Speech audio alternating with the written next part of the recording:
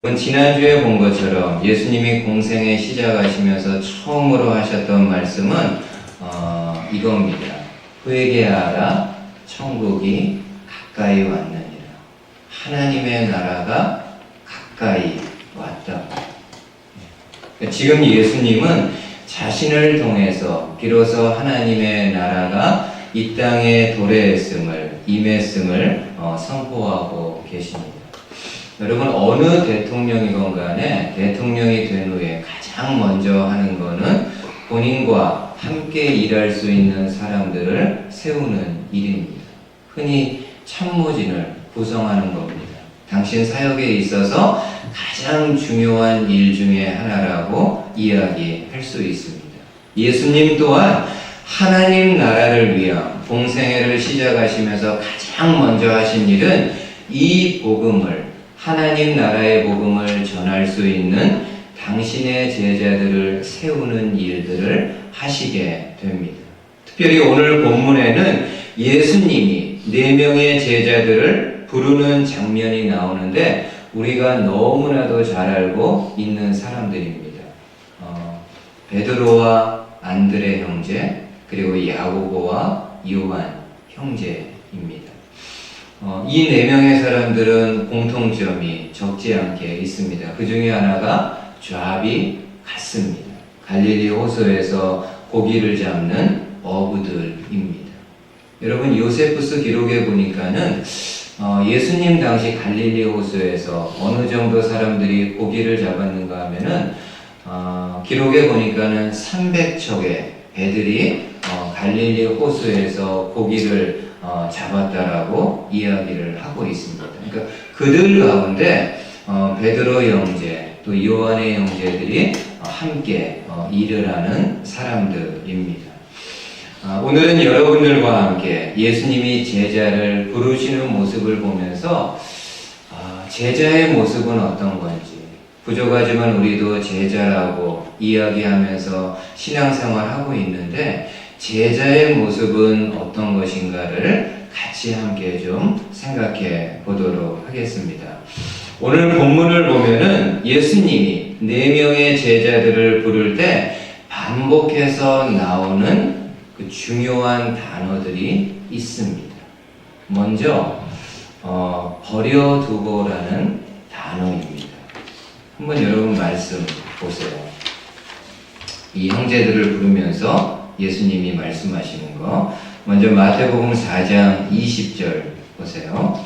그들이 베드로 안드레가 곧 그물을 버려두고 예수를 따르니라. 22절 그들이 야고보와 요한이 곧 배와 아버지를 버려두고 예수를 따르니라. 여러분, 하루는 예수님이 갈릴리 바다를 거니시다가 갈릴리 호수에 그물을 던지는 베드로와 안드레 형제를 봅니다.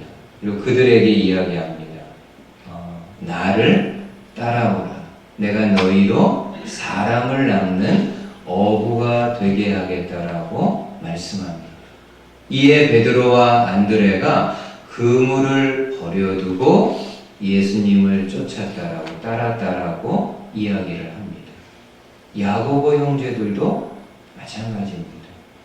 이 야고보 형제들, 야고보와 요한이 아버지와 함께 배에서 그물을 수선하고 있었는데 예수님이 지나가면서 두 형제에게 이야기합니다. 나를 따라오라. 그러자 두 형제가 예수님의 이 말씀을 듣고 아버지와 배를 버려두고 예수님을 따랐다라고 이야기를 합니다. 여러분, 여기 4명의 제자들은 예수님을 따르기 위해 아버지도 버리고 가지고 있는 배도 버리고 그물도 버렸다고 하는데 과연 이 의미는 어떤 걸까요? 문자 그대로 가족도 버리고 삶의 터전도 버리고 가지고 있는 소유물도 다 버렸다라는 그런 의미인가요? 그리고 정말 이렇게 해야만, 이렇게 내가 가지고 있는 모든 혈육도 끊고 내가 가지고 있는 건 모든 거 포기해야만 예수님의 제자가 될 수 있다라는 말씀인가요? 그렇지 않습니다. 여러분, 여기 버린다라는 헬라어 단어는 아피에미로 되어 있는데 원어의 뜻은요, 예, 맞습니다. 가지고 있는 소유물을 포기하는 것, 내려놓는 것, 버린다라는 의미가 있지만은 그 외에 다른 뜻, 삶의 우선순위의 변화를 말합니다.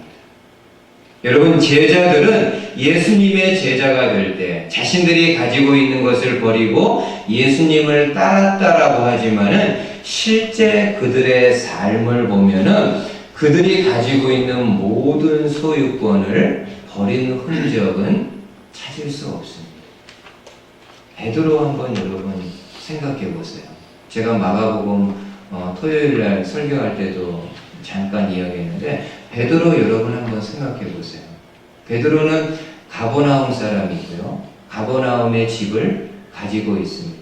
근데 베드로가 가버나움에서 예수님의 제자가 되었을 때 본인의 집을 팔아버렸습니까? 아니요. 예수님이 갈릴리에서 사역을 할 때 이 가버나움을 중심으로 해서 사역했다고 했는데 그 가버나움에서도 베드로의 집을 자주 이용하셨던 것을 복음서에서 볼 수가 있습니다. 그러니까 베드로는 예수님을 따른 이후에도 본인의 집을 그대로 유지했음을 알 수 있습니다. 그러면 고기 잡는 모든 도구들, 배나 이런 도구들 다 팔아버렸나요? 그런 것 같지 않습니다. 나중에 여러분 예수님이 십자가에서 죽으셨을 때 대다수의 제자들이 다시 고기 잡는 일로 돌아갑니다. 베드로가 주도하지 않았을까요? 나는 고기 잡으러 간다 하면서 다시 고기 잡는 일을 시작할 수 있었던 것은 그 이전에 본인이 가지고 있었던 고기 잡는 모든 도구들을 그대로 유지하고 있었음을 알 수 있습니다. 그러면 가족은 버렸을까요? 혈육은 끊어버렸을까요? 아니요.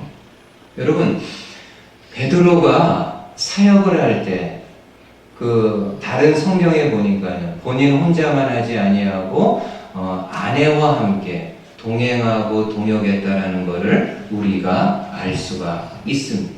그러니까 이런 내용을 볼 때 본문에 나오는 버린다라는 의미는 소유권을 포기하는 것이 아니라 삶의 우선순위의 변화를 의미합니다. 어떤 우선순위가 바뀌었을까요? 이전에 여러분 베드로 형제들, 요한의 형제들에게 가장 중요하고 우선적인 것은 어떤 거였을까요? 가족들 아니겠습니까? 그리고 본인들이 어부니까는 할 수만 있으면은 어부의 업을 통해서 많은 돈을 버는 거.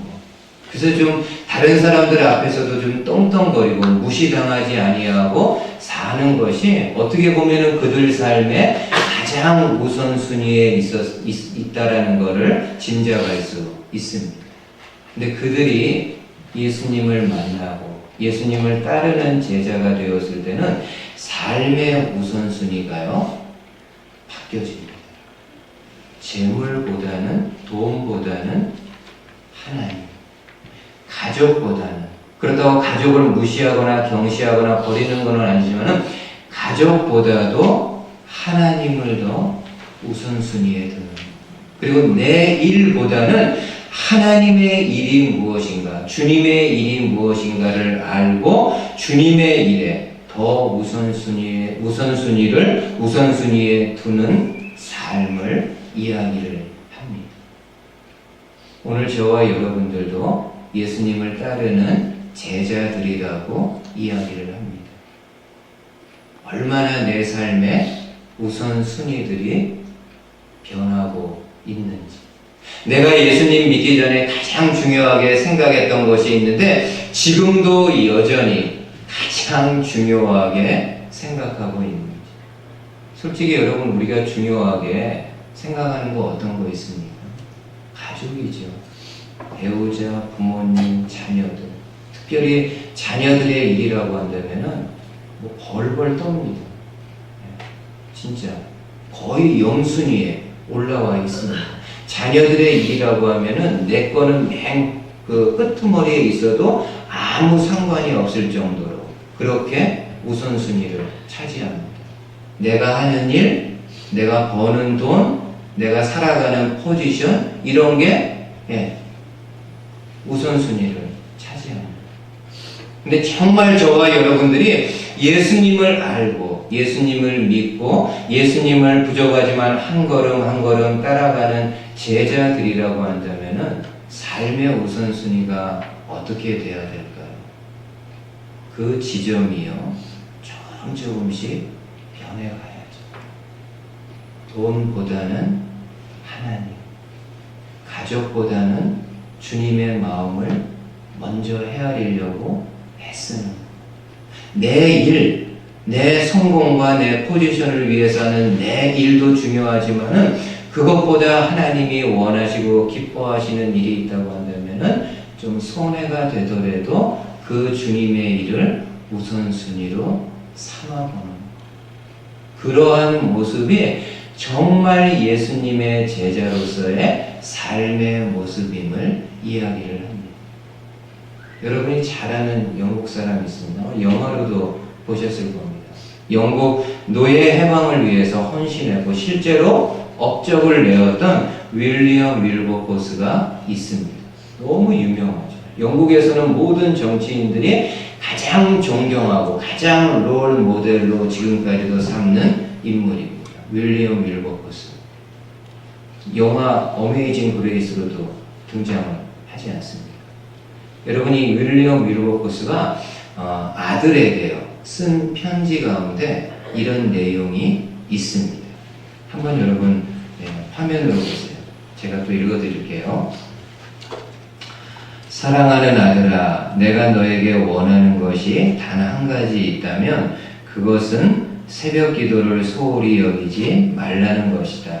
이른 아침에 주님을 예배하는 일에 소홀히 하지 말고 하루의 시작을 하나님과 교제함으로 시작하는 습관을 들인다면 너는 분명히 지금보다 하나님께 더욱 귀하게 쓰임받을 것이다.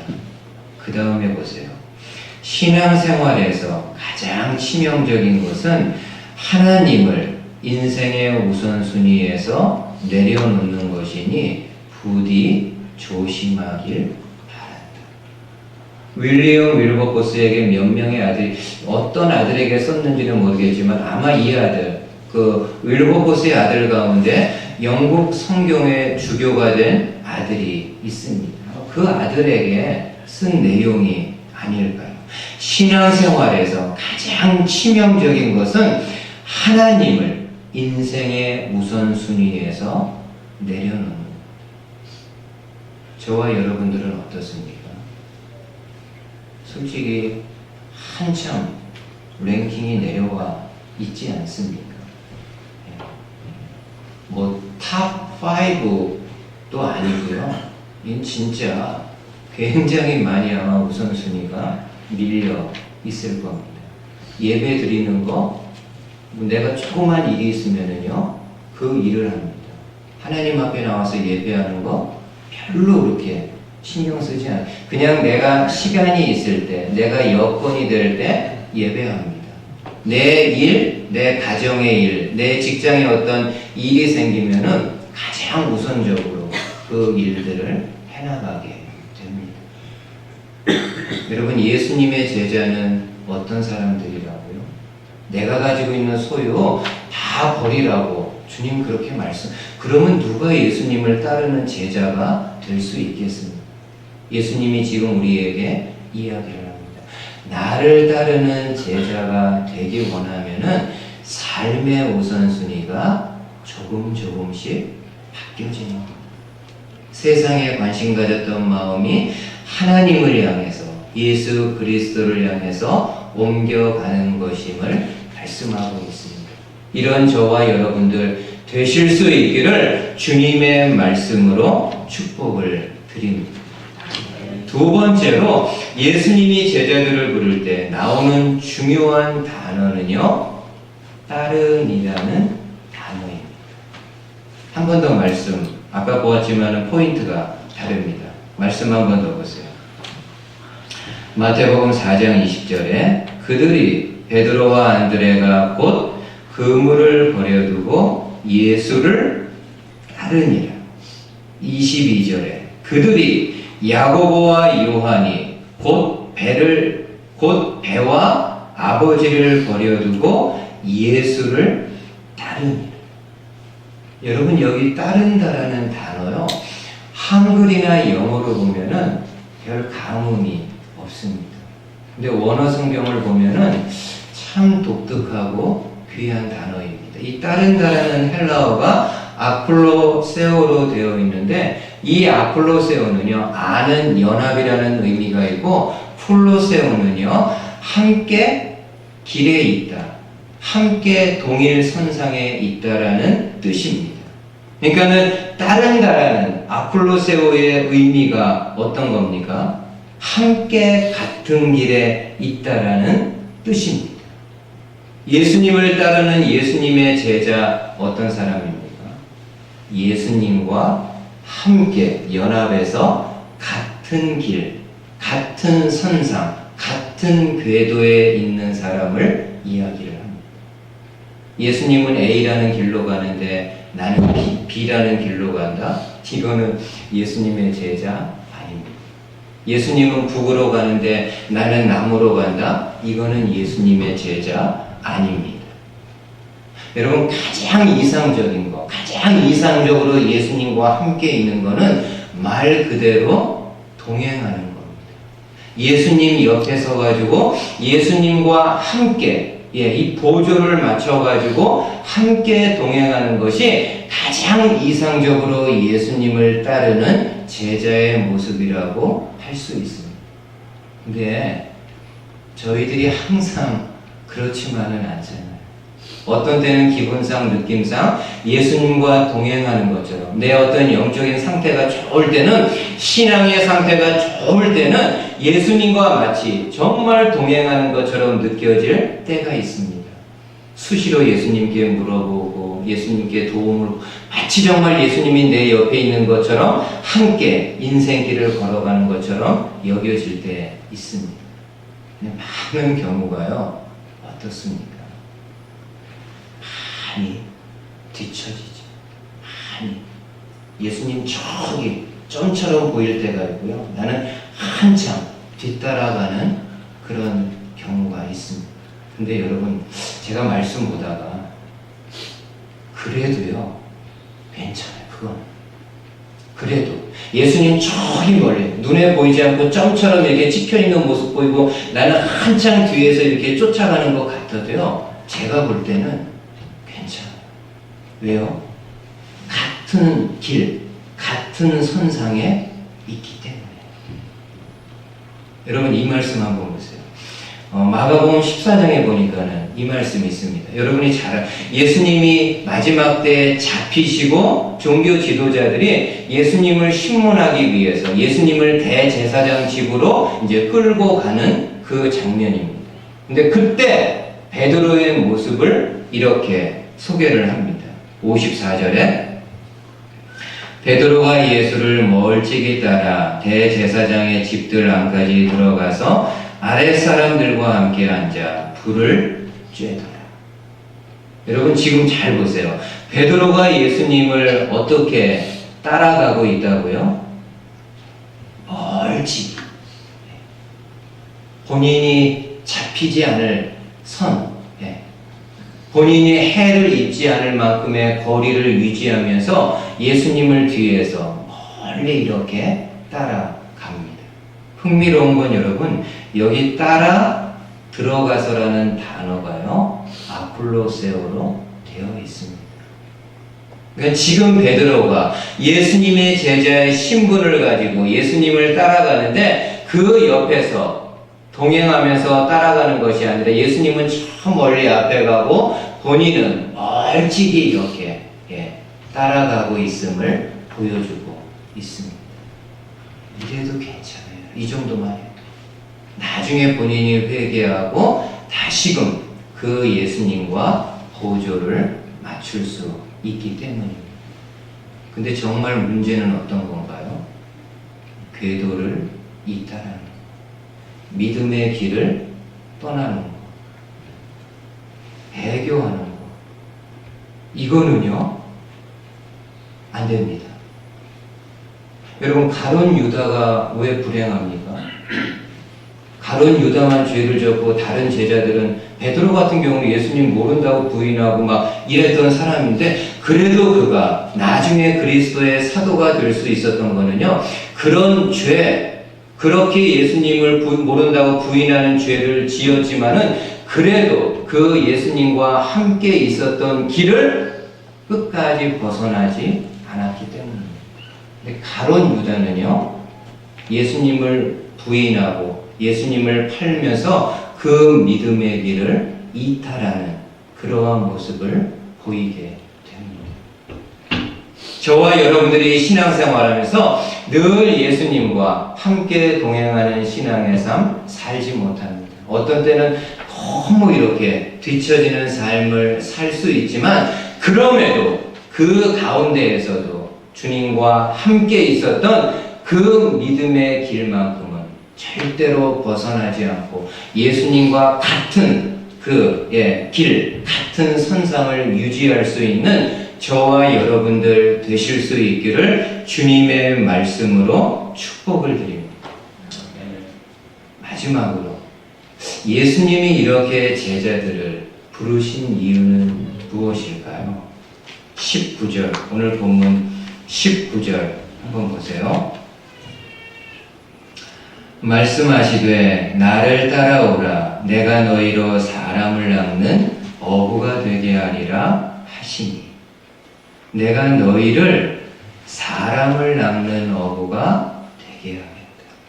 여러분, 이 말씀은 구약성경 예레미야서의 말씀을 근거로 하고 있는데, 예수님은 예레미야서를 인용해서 제자들을 부릅니다. 그럼 한번 예레미야서는 어떤 말씀이 있었는데 예수님이 이 말씀을 인용한 건지 한번 좀 보십시오. 예레미야 16장에 이런 말씀 있습니다. 여호와의 말씀이니라. 보라, 내가 많은 어부를 불러다가 그들을 낚게 하며 그 후에 많은 호수를 불러다가 그들을 모든 산과 모든 언덕과 바위 틈에서 사냥하게 하리니. 여러분, 예레미야의 이 말씀은 당시 이스라엘 백성들을 향한 하나님의 엄중한 심판의 말씀입니다. 그럼 중간에 보세요. 어부를 불러서 그들을 낚게 하고 호수를 불러서 그들을 사냥하게 한다라는 것은 하나님이 바벨론 사람들을 동원해서 패역한 이스라엘, 하나님의 말씀에 계속해서 불순종하고 우상을 섬기는 이스라엘 백성들을 심판할 것이라는 말씀입니다. 그러나 지금 예수님이 제자들을 부르면서 하시는 말씀, 내가 너희로 사람을 낚는 어부가 되게 하겠다라는 말씀은 세상 사람들을 심판하시겠다라는 뜻이 아니라 도리어 복음으로 세상 사람들을 구원해 내겠다라는 말씀입니다. 그리고 이 복음을 전하는 일을 위해서 너희들을 불렀다라고 말씀하고 있는 것. 저와 여러분들 어떤 사람이라고요? 좀 말하기는 부끄럽지만 그래도 예수님의 제자들입니다. 예수님의 제자가, 정말 제자가 되고 싶어하고 예수님의 길을 따라가고 싶어하는 예수님의 제자들입니다. 하나님이 저와 여러분들을 그러면 제자로 부르신 가장 큰 이유는 뭘까요? 잘 먹고 잘 살고 성공하고 많은 건 누리고, 물론 그런 것도 있겠죠. 근데 오늘 본문에 비추어서요, 예수님이 그 당시 제자들을 부르신 이유가 내가 너희로 사람을 낚는 어부가, 이 복음을 전하는 어부가 되게 하겠다라고 하셨다면요, 오늘날 저와 여러분들을 예수님의 제자로 부르신 가장 큰 뜻은 여러분들을 통해서 누군가를 낫게 하기 위해서. 조금만 더 들어갔어요. 복음은 여러분 기본적으로 어떻게 전하는 걸까요? 이 복음을 어떻게 사람들에게 전하는 걸까요? 여기에 아주 예수님의 말씀 중에 아주 중요한 힌트가 나와 있습니다. 여러분, 예수님이 지금 뭐라고 하면 내가 너희로 사람을 낚는 어부가 되게 하겠다. 여러분, 지금 예수님은 제자들을 부르면서 내가 너희로 그물을 쳐가지고 사람들을 잡는 그것이 아니라 낚싯대로 낚는 어부가 되게 하겠다. 한 사람 한 사람을 너희를 통해서 그리스도 예수에게로 인도하겠다라고 이야기를 하고 있습니다. 물론 여러분, 이렇게 많은 사람들을 모아놓고 말씀을 전해가지고 많은 사람들을 믿게 하는 것도 굉장히 의미 있고 귀한 일입니다. 많은, 정말 뭐 수천 명 아니면 수만 명을 이렇게 스테디움에 모아놓고 복음을 전해가지고 그들 가운데 많은 사람들을 믿게 하는 거 귀한 일입니다. 근데 여러분, 일반 성도들이, 대다수의 일반 성도들이 그렇게 할 수 있나요? 아니요. 일반 성도인 저와 여러분들이 이 복음을 전할 수 있는 가장 유용한 방법은요, 한 사람씩, 내가 관계하는 사람들, 내가 알고 있는 사람들, 내가 만나고 있는 사람들 가운데서 예수님을 알지 못하는 사람을 같이 잘 교제하면서, 같이 잘 관계하면서 그에게 계속해서 그리스도 예수의 복음을 전해주는 일입니다. 여러분, 고대나 기독교 역사 보니까는요, 고대나 중세는 전도하는 방법이요, 상향식이었습니다. 위에 있는 사람을 전도하기 위해 최선을 다합니다. 왜냐하면 한 나라의 왕이나 한 성의 영주가 예수님을 영접하게 되면요, 그 안에 살고 있는 모든 백성들과 사람들은 본인의 의지와는 관계없이 다 예수님을 믿게끔 되어 있습니다.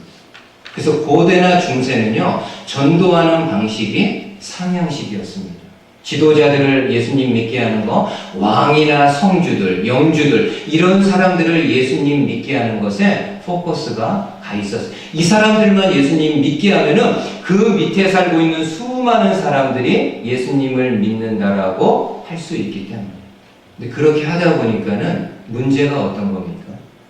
실적은요, 너무 좋습니다. 통계상으로는 다 예수님을 믿는 거예요. 어느 한 성에 영주가 예수님을 믿게 되면은 그 성에 있는 모든 사람들, 남녀노소 불구하고 다 모든 사람들이 예수님을 믿는다는 통계가, 보고서가 올라옵니다. 근데 정말 실제로 그들이 다 예수님을 믿을까요? 아니죠. 불이익을 받지 않기 위해서, 그 사회에서 매장되지 않기 위해서 그냥 입으로 나도 예수님을 믿는다라고 말하는 거죠. 나중에 이러한 상황들을 알고요, 전도 방법이 달라집니다. 어떻게 해요? 상향식이 아니고요, 하향식입니다. 좀 실적은 없다 할지라도, 눈에 보이지 않는다 할지라도 한 사람 한 사람을 관계하면서 그 영혼을 위해서 기도해주고 그의 아픔을 들어주고 그의 필요가 있으면 채워줄 거를 채워주면서 그와 그리스도의 사랑을 가지고 개인적으로 잘 관계하면서 그에게 예수님을 소개하고 그가 정말 참되게 바르게 신앙 고백을 통해서 예수님을 믿게 하고. 여러분, 예수님도 그런 사역 하셨잖아요. 물론 대중들 모아놓고 하나님 나라의 복음을 전하기도 하셨지만은 중간중간 한 사람 한 사람을 만나서 그를 통해 예수님을 믿게 합니다. 수가성 여인도 그렇죠. 아무도 거들떠보지 않는 이 수가성 여인, 결혼도 여러 번 해가지고 평판도 좋지 않은 여인이었지만은 예수님은 그 여인을 만나가지고 무시하거나 배척하지 아니하고 그 여인과 영적인 진지한 이야기들을 나눕니다. 그리고 그에게 말하잖아요. 내가 바로 그다. 너희들이 기다렸던 메시아 그리스도가 바로 나다라고 그녀에게 복음을 보여줍니다. 그리고 그녀가 예수 그리스도를 믿게 되었을 때 동네에 들어갔어요. 그 여인을 통해서 많은 사람들이 예수님을 믿게 되었다라고 이야기를 합니다.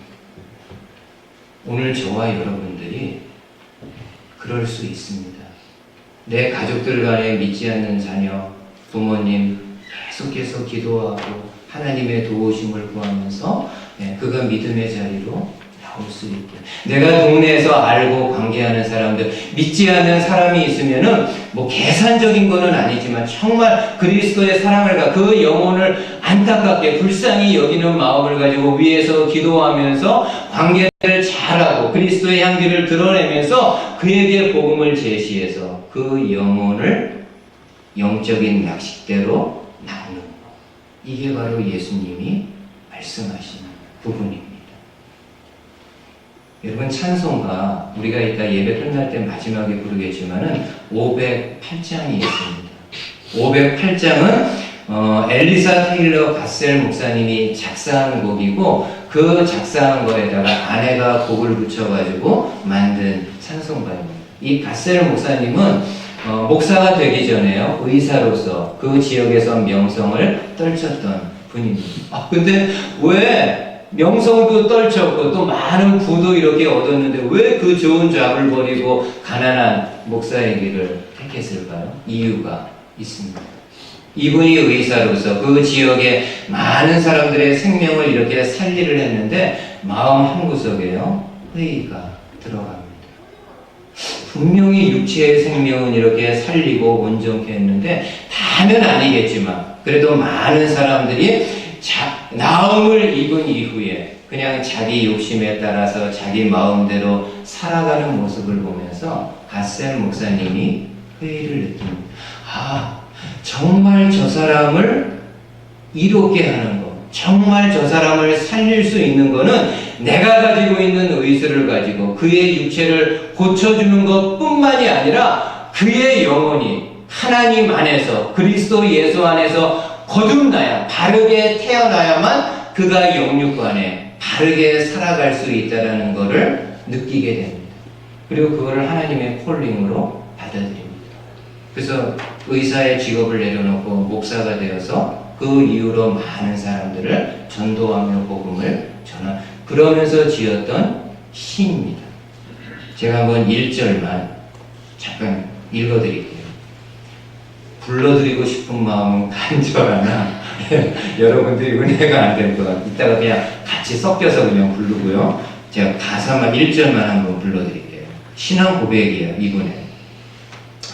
우리가 지금은 나그네 되어도 화려한 천국에 머저나 가리니 이 세상 있을 때 주 예수 위하여 끝까지 힘써 일하세요. 끝까지 힘써 어떤 일을 하거든? 후반에, 후렴에요. 주 내게 부탁하신 일 천사도 흠모하겠네. 주 내게 부탁하신 일 천사도 흠모하겠네. 주님이 내게 부탁한 게 어떤 건가요? 이 복음을 전하는 것. 사람들의 몸만 살리는 그런 것이 아니라 사람들의 몸과 영혼을 살릴 수 있는 이 복음 전하는 일. 이게 얼마나 귀한 거를 깨달았는가 하면은 천사도 흠모하는 거예요. 여러분, 천사는 사람들에게 전도하지 않습니다. 못합니다. 그렇기 때문에 전도에서 받는 하나님의 상급이 천사들에게는 없습니다. 근데 우리에게는 천사보다도 어떻게 보면은 많이 뒤떨어지는 우리지만은 우리에게는요, 내가 가지고 있는 이 복음을 다른 믿지 않는 사람에게 전할 수 있고 그 전하는 것으로 인하여서 하나님이 우리에게 주시는 놀라운 상급이 있다는 것을 고백을 하고 있습니다. 여러분, 다시 한번 우리가 좀 마음을 추스리고 마음을 일으켜서 하나님이 나를 제자로 불러주신 거는 그냥 너만 예수님 믿고 잘 먹고 잘 살다가 내게 오라, 그런 것이 아니고요. 나를 어부 삼으시고, 영적인 어부.